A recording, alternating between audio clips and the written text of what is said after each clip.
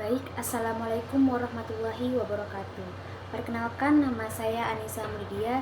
Di sini saya akan menjelaskan tentang maksimalisasi laba penjualan. Laba adalah salah satu tujuan utama dari setiap perusahaan. Laba adalah selisih antara total penerimaan dan total biaya yang dikeluarkan oleh perusahaan dalam menjalankan usahanya.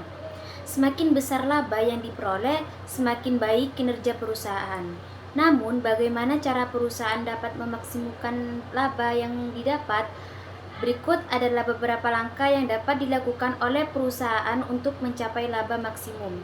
Yang pertama, menaikkan penjualan atau omset. Yang kedua, mengurangi biaya. Yang ketiga, memperhatikan perputaran persediaan. Yang keempat, menghitung laba maksimum. Dalam pandangan ekonomi sekuler, maksimalisasi laba sebagai kondisi rasional yang tidak berhubungan dengan kesejahteraan.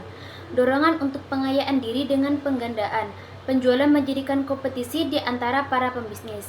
Setelah kompetisi terganggu, logika maksimalisasi laba cenderung beroperasi dalam arah berlawanan. Pengejaran laba maksimum nampaknya terlalu hampa, bertentangan dengan kode moral Islam. Namun, jika dikaitkan dengan ajaran lainnya yang menyatakan kita harus berupaya untuk mencapai kemuliaan akhirat, namun tidak melupakan kemuliaan dunia. Dengan demikian, teori maksimalisasi laba juga dibutuhkan dalam teori ekonomi dalam kerangka Islam. Ilmu ekonomi sekuler mempertahankan asumsi maksimalisasi laba meskipun karakternya tidak realistik dan bahkan terkadang menyesatkan, terutama karena dua alasan. Yang pertama, teori harga merupakan inti teori dari ilmu ekonomi, tidak dapat berdiri tegak setelah asumsi maksimalisasi tersebut dihapuskan. Kedua, para kritikus tersebut selama ini tidak dapat mengajukan suatu kaidah perilaku alternatif yang dapat memiliki nilai yang sama, jika tidak lebih baik prediktif dan mengarah pada kesimpulan-kesimpulan yang dapat diuji secara empirik. Konsep laba merupakan jantung persoalan ini, dan faktor pentingnya adalah kerangka paradigma sistem ekonomi yang sedang dikaji. Untuk sampai pada kesimpulan yang masuk akal, seseorang harus memahami dan memperbandingkan sifat laba dan maksimalisasinya di bawah sistem yang ada, yaitu sistem sekuler dan sistem Islami.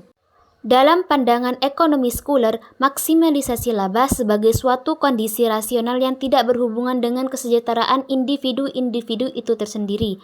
Ajaran Smith yang cukup terkenal bahwa pengajaran kepentingan diri secara otomatis dapat meningkatkan kebaikan kolektif dalam sistem berusaha yang bebas, yang dipercayai sebagai pelengkap anggapan mengenai respektabilitas sosial yang lebih baik. Model klasik dari sistem ini tidak jarang disadarkan untuk menggambarkan dan memperkuat kepercayaan tersebut.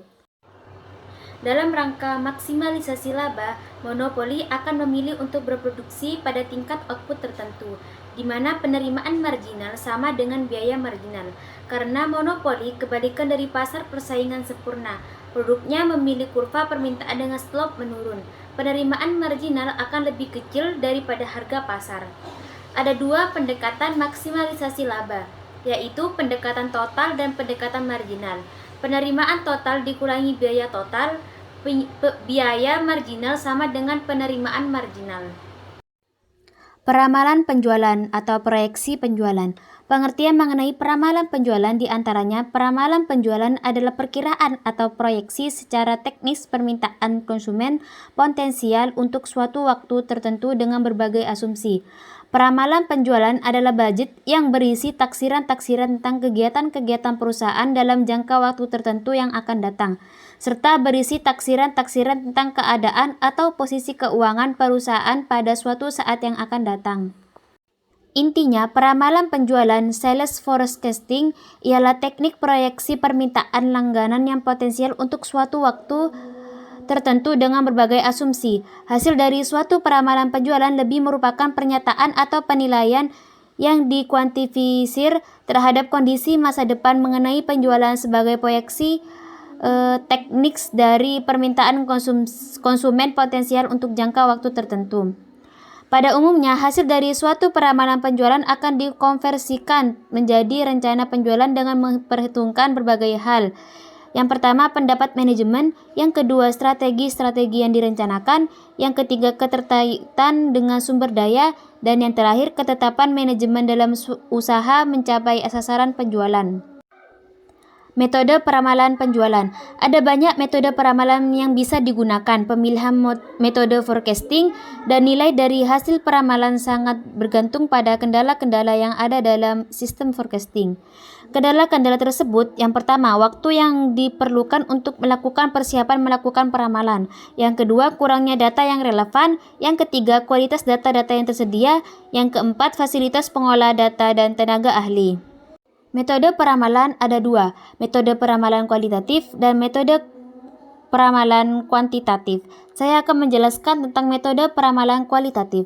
Forecasting berdasarkan pendapat digunakan untuk menyusun forecast penjualan maupun forecast kondisi bisnis pada umumnya. Pendapat-pendapat yang dapat dipakai sebagai dasar melakukan forecast adalah yang pertama, pendapatan salesman.